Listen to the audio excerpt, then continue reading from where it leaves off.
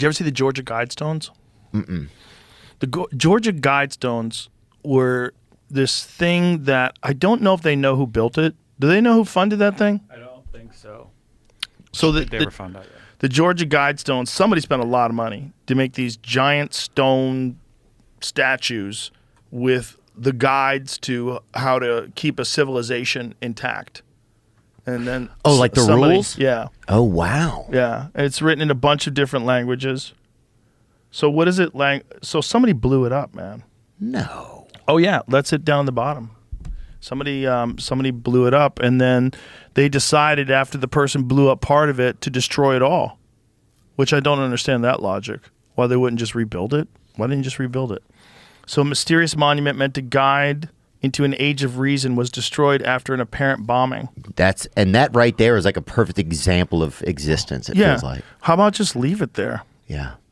Okay, in June of 1979, a man going by the pseudonym of R.C. Christian approached the Elberton Granite Finishing Company with the task of building a monument. He said that no one was ever to know his true identity or that the group that he was representing, or the group that he of the group or that of the group that he was representing. He seemed to have an endless supply of money to fund the project, and by the terms of the legal contract, all plans had to be destroyed after completion and all information about him withheld from the public.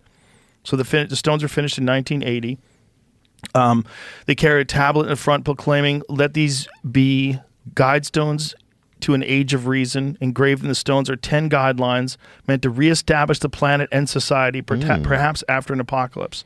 They're written in 8 different languages: English, Spanish, Swahili, Hindu, Hebrew, Arabic, Chinese, and Russian, amongst other commandments preached to maintain humanity under 500 million in perpetual balance with nature. Wow. Rule, passion, faith, tradition, and all things with tempered reason. Balance personal rights with social duties. Yeah. Be not a cancer on the earth. Leave room for nature. Wow. Solid laws. Yeah, do you think... That's solid. Yeah, it seems like a great plan. Do you think that humanity is supposed to reach like this place where we kind of get it all figured out? Or do you think it's always just this constant ebb and flow of like... Well, I think... step forward, step back, or 2 steps forward, step back. We were talking about on the podcast, like what's happening in terms of like people slowly turning into genderless aliens. Yeah. You know, I think that's probably really what's going on. I don't think humanity ever gets together. I think humanity stops being humanity. Because I think what keeps us from getting it together, a lot of it, is if you think about the horrors of society, like violence, war, thievery, like stealing resources, all that stuff, imprisoning people, corruption, all those things are like, those are built-in primal behaviors in human beings, especially with unchecked power. And I think that as long as we're just human beings, we're going to have those things. We'll have less and less of them. We have way less now than we had during fucking King Henry VIII. Like, back during King Henry VIII, you couldn't have a podcast. He would fucking kill you. When he wanted to get rid of his wives, he just chopped their fucking heads off. Oh. Get a new one. Get rid of her. Off with her head. You couldn't do that now. That was the thing, right? Was it Henry VIII that was off with their head? Wasn't he the guy? He had like a few of them. He would see it. Now it would be his wife would make a TikTok about it in a heartbeat, I feel like. Or her sister would. Oh, yeah.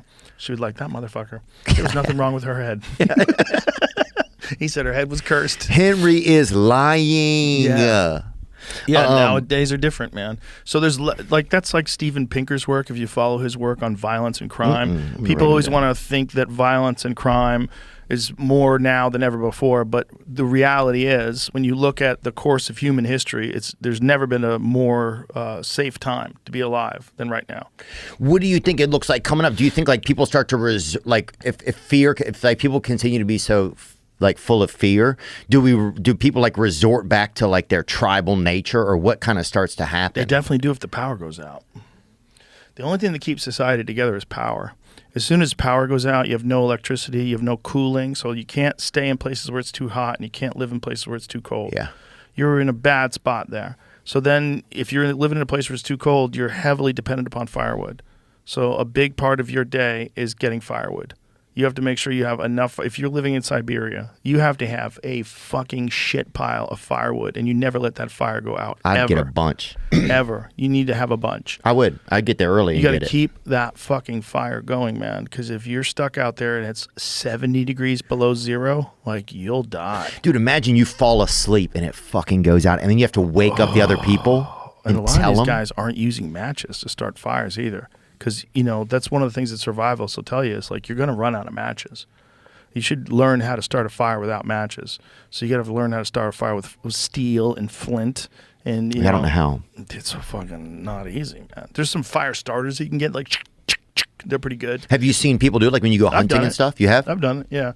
I've started fires with these little flint sticks. So it's like a piece of steel and a piece of flint, and there's these little things called fire starters, and some people make them too. One of the ways they make them is they take cotton balls, like cotton swabs, and they soak them in Vaseline, and so then you take tinder. So you have like some people use steel wool. Oh yeah. They use different things that you can, like, you can make it with like shavings and dry the shavings out, and then you slowly get little sparks onto those shavings, and then once you get it going, then you put some little sticks on, then you put some bigger sticks on. Now you have a fire. Yeah. And they say that you should know how to do that because you don't want to be on that last match going fuck. Yeah. Like, you have to know how to actually start a fire. The best way is with tools. I tried to start a fire when I was in the Boy Scouts with the bow. I don't know if you ever did that one. Like, there's a stick and you wrap. Oh yeah, and you do it like that or whatever. Back and forth and back and forth. I got Like it to Cotton Eye Joe or whatever. I got it to smoke. I got blackness came out of it. I never got a fire. Damn. I never got it to the point where I could, like, light something on fire there. Yeah. But I was also dumb. I didn't realize you got to, like, put little tiny pieces of wood down in there once it starts going, then blow on it. I thought a fire was going to get going. Just fucking go, huh? I thought that thing was going to light fire eventually. Yeah, it didn't. Didn't.